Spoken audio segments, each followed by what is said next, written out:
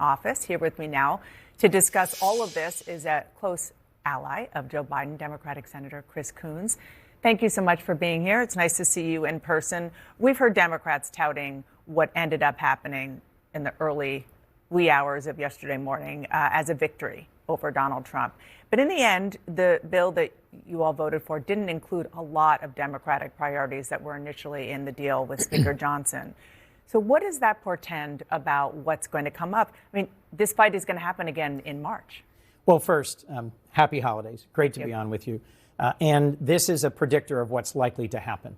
We're not just going to have President-elect Trump as a billionaire rage tweeting at 4 a.m. We're going to have Elon Musk also injecting instability into how we tackle very complicated and important issues for our country. And while there's going to be a majority with an R next to their name in the House and the Senate and a Republican in the White House, what we saw over the last couple of days is that they don't agree with each other. What we just saw on this show was a Republican senator from Tennessee and a Republican congressman from Tennessee sharply disagreeing on what should happen with spending going forward and on exactly how it should all play out. You had to ask Senator Haggerty, do you expect a primary threat since you voted against what the president-elect asked for? So I think we're in for some really rough sailing, and it's going to be difficult for them to pass much of President-elect Trump's ambitious agenda on straight party line votes. Well, Democrats will have to be in the mix. Well, on that, just on the raw politics of what we saw over the past few days, again, a lot of Democrats think that the way it ended up was just on the politics, was a political win. I don't hear you saying that.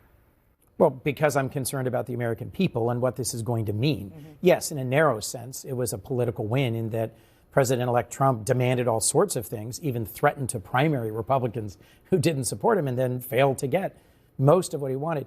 But you're right to focus on what fell out of the package. You know, it was things like transparency in drug pricing, investments in fighting pediatric cancer, investment reviews for new American investment into China. Given that Tesla has a major new factory in Shanghai, that may actually benefit Elon Musk's business. A restriction on AI-generated revenge porn on social media platforms, something that would benefit X. So I do think we should look hard at what dropped out at the last minute. Yeah, the pediatric research was done separately, which I'll get to later, which is a good thing. I want to ask about a couple of things that President Biden is considering doing in the last days of his term. The Wall Street Journal reported this weekend that he's considering whether to commute the sentences of some, if not all, of the 40 men currently on federal death row. That includes the Boston bomber. Right. It includes those convicted of murder and hate crimes in the Tree of Life synagogue attack at Emmanuel African Methodist Episcopal Church, of course, the infamous shooting in Charlottesville. Are you okay? Excuse me, Charleston. Are you okay with that? I have encouraged the president to seriously consider commuting the sentences to life in prison without hope of parole for these truly heinous criminals. These are people who should never be out of prison. But Pope Francis has called on President Biden, as have many other criminal justice reform leaders, faith leaders, to step aside from federal death penalties because, frankly, former President Trump directed the execution of quite a few individuals on federal death row. There are some real questions about the fairness and the process of the death penalty in the United States. And I don't know what President Biden will ultimately do, but I think there are reasons, both in terms of racial justice, due process, and what it says domestically into the world about our values, if we were to go ahead and execute all of these individuals rather than have them spend the rest of life in prison. We're talking about some people who have real notoriety. Literally among the worst people on the planet, yes. But even so, you believe that it should be blanket, that he should just say that they should not be I think he should consider on a case-by-case basis commuting their sentences of death to a sentence of life in prison without parole. I want to play something that President Biden said in an interview about President-elect Trump. The fact that he doesn't abide by the rules of the democracy we've established is not my concern. My job is to make a transition workable and available. The bottom line is that we can't keep this up. We can't keep up this childish game of walking away when you don't agree and not cooperating. The fact that he doesn't abide by the rules of democracy is not my concern. You know, he spent a very long time arguing really wholeheartedly that Donald Trump poses a threat to democracy. How do you explain the difference now that he's on his way out? Well, I think that's a misunderstanding of what he's saying there about not my concern. Okay. Of course, the president is gravely concerned about what President-elect Trump might do. But as President Biden repeatedly said, you can't only love your country when you win.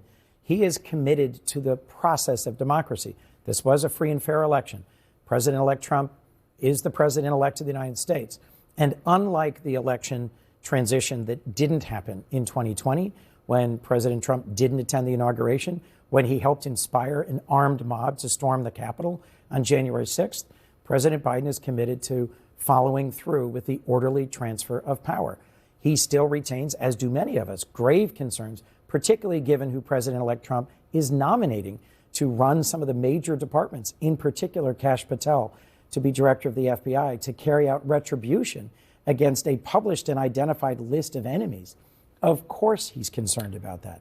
You're a longtime ally of Joe Biden. You sit in his former Senate seat.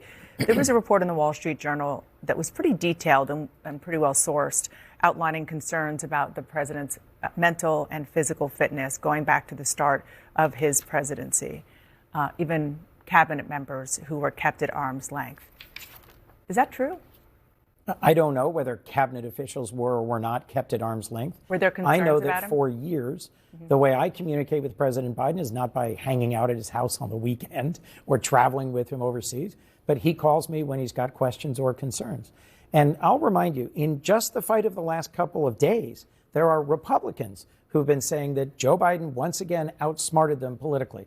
So which one is it? Is he a savvy political operator who outsmarted them? Someone who had the sense to step back and let them keep fighting with each other, and in the end got exactly the spending bill that he and his administration and Democrats in Congress had been fighting for? Or is he someone who's completely AWOL? I think it's the former. And if you look at the record of his administration, how many massive legislative accomplishments he had as president and the ways he made us safer and stronger at home and abroad, I'll take that record any day. You told Fox this week that you didn't realize that there might be something wrong until our debate. You know, looking back, are you comfortable with your support, the fact that you were a co-chair of his campaign, the whole thing? I still support Joe Biden. I think he's a compassionate and decent man who has been a consequential president.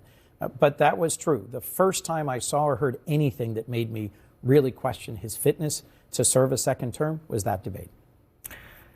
Senator, thank you so much for being here. Thank you, Dan. I appreciate it. Happy holidays. Happy holidays. Merry Christmas to you and your whole family. Thank you.